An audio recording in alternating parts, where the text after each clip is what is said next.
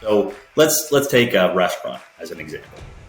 This is a great example of a small business that would benefit from having an overarching view of what this process is going to look like in a checklist. Okay, so you start with an entity in your home jurisdiction, and your main obligations to maintain an entity is to maintain a registered agent so that you can receive service of process. That's a legal requirement in every jurisdiction. And then you file your annual report. Okay, that stuff is generally done with the Secretary of State. You file those things annually, you keep your agent on file, and you're going to be in good standing for the most part, right? Now, as this business expands, you'll duplicate that registration in multiple jurisdictions, right? You'll move into a new state and they'll ask you, hey, I got to have proof of you being a good corporate citizen in your home state. Can you help me out with that? And you would then provide them proof of good standing. They would allow you to register there, and you'd appoint a new registered agent, and you'd win a brand new annual report to file every year, right? To maintain in all the different jurisdictions where you'd operate. Now, if you have employees in your home state, you're also going to be registering for payroll tax.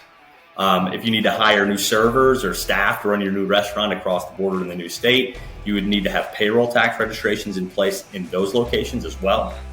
And since you're selling a physical good here, you're selling pizzas, right? You're going to collect sales tax in those jurisdictions. You'll need to have unique tax IDs for each of those tax registrations. Income tax registrations will be important.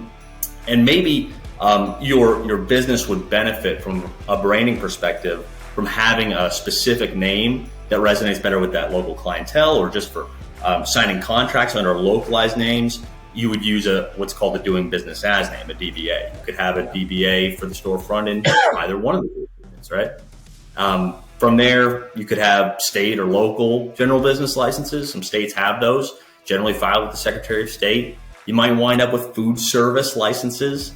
You probably need to be inspected and be permitted. Liquor licenses could potentially be on the docket for you all. And all of this just gets more complex as you add multiple locations. So it can layer on top of one another pretty quickly. And if the first step that you make in this process of expanding your business into multiple locations is to form a brand new LLC, which is generally not what most folks would want to do, everything after that becomes infinitely more complex because you started off on the wrong foot. You have these cascading issues that result from that, and it may need to be walked back in the future, which can be very costly.